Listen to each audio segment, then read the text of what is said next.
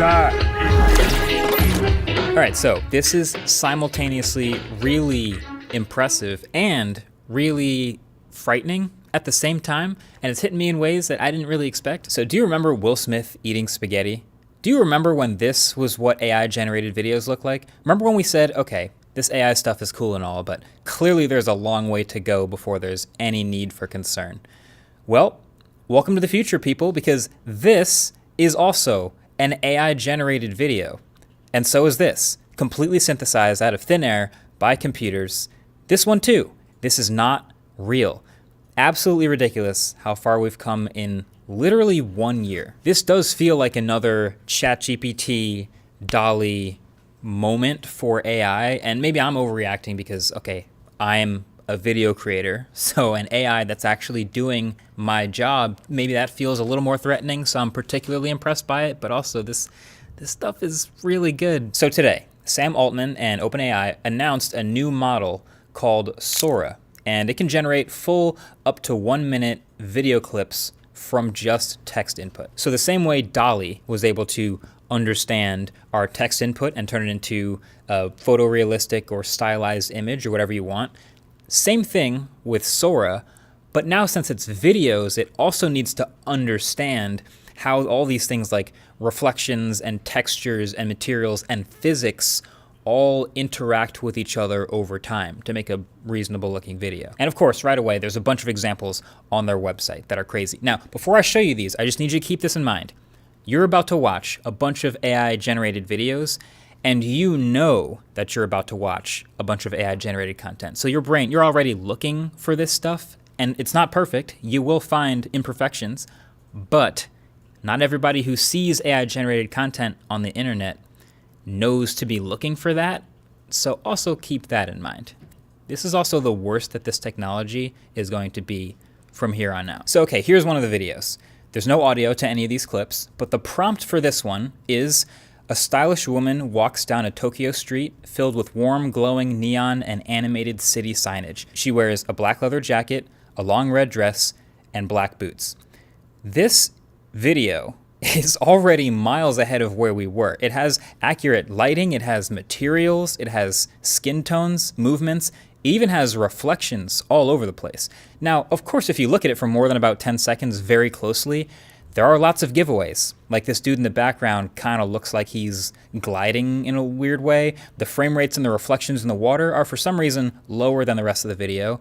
The camera movement overall is just a bit inconsistent, and it just, I don't know, it just kind of feels a little bit off. But then again, this is where we were 1 year ago. So just keep that in the back of your head for all this. Okay, how about this one? This is another one which has a long prompt about a camera following behind a white vintage SUV with a black roof rack as it speeds up a steep dirt road. This is also, again, really good. It kind of looks a little more video gamey because of how rock solid the drone footage is, but clearly very usable. Here's another one. A litter of golden retriever puppies playing in the snow. Their heads pop in and out of the snow, covered in it. It's so good. It feels like the physics of the fur and the ears and everything with the snow flying around in slow motion is incredible. I've looked through all of the sample videos on OpenAI's website, and clearly these are the hand-picked best ones that they chose to share, where they just put in some text and then get a video and don't modify it. But there's really impressive stuff in there. Some of it has humans, some of it doesn't. Some of it is more realistic feeling, like the truck driving one, but some of them are more video gamey or more stylized. A lot of it is slow motion. I just have to say, how insanely fast these models are improving is genuinely, like, that's the shocking part. Like, I remember not even that many months ago, DALL-E 3, really, really high end, and you could always still find something off about it. Like, especially if you ask it for something like a photorealistic image of a human, something about like the hands or the ears would always just be a little bit off, never mind the physics. But even this video here is crazy at first glance. The prompt for this AI-generated video is: a young man in his 20s is sitting on a piece of a cloud in the sky reading a book. This one feels like 90% of the way there for me. Like, it's beyond the uncanny valley of like Apple's personas, which are actually based on humans. This is a made-up person. I mean, his eyes are kind of weird, and the motion of the pages in the book are kind of odd, And yeah, obviously he's in a cloud and that's a giveaway, but like the lighting and the shadows and the skin tones and then all the realism of the textures on the shirt and the way the shirt and the pants move and the hair, they're all really impressive. And then for this one, they typed in a movie trailer featuring the adventurers of the 30-year-old spaceman wearing a red wool knitted motorcycle helmet, blue sky, salt desert, cinematic style, shot on 35mm film. And the close-ups of his face, the fabrics on the helmet, the film grain through every shot, and the cinematic style, this is one of the most convincing AI-generated videos I've ever seen. Minus maybe the weird physics of that dude walking kind of in fast motion. So Sam Altman, if you follow him on Twitter, he's going through a whole bunch more of like people's requests and posting a bunch more generated videos. And so if you want to check out his profile, you can see those. But here's the thing about these AI generated videos now, as good as they've gotten to this point.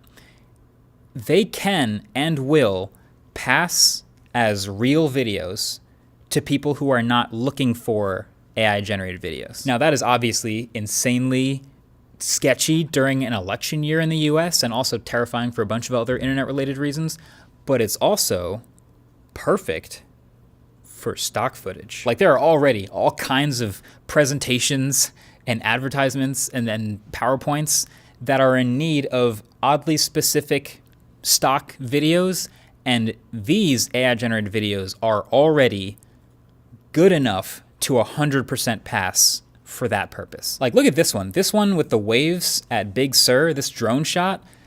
Honestly, if I saw this on Twitter, I wouldn't even think twice. I'd be like, oh, nice drone shot, dude. Wouldn't even think about AI if I wasn't pixel peeping at like the way the water was moving. Like this is a totally usable video in an ad for some California-based product. And that has all sorts of implications for the drone pilot that no longer needs to be hired, for all the photographers and videographers whose footage no longer needs to be licensed to show up in that ad that's being made. It's already that good. There's other stuff like this wall of TVs, which would be a totally expensive and difficult thing to shoot with a camera and all of these old expensive props. But if you can just generate it this well with reflections and the environment and everything else around it, I mean, why do it any other way?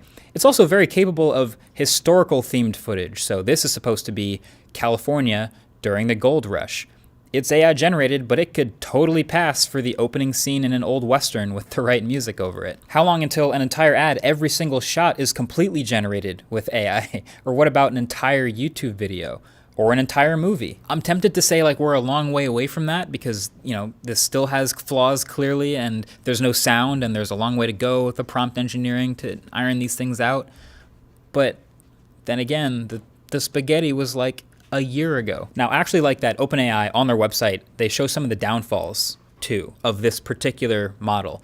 And because who would know better than the people who have been using it? This is a very private tool, by the way, right now. It's in super limited access, so it's in the hands of red teamers, which basically means people testing it, pushing the limits, trying to break it, and a few trusted creators. But they have found plenty of weird edge stuff. Like this clip here of a bunch of gray wolf pups. Looks normal at first, but then it's pretty clear that something's kind of off with the way they're just kind of appearing out of nowhere and walking through each other. That's kind of weird.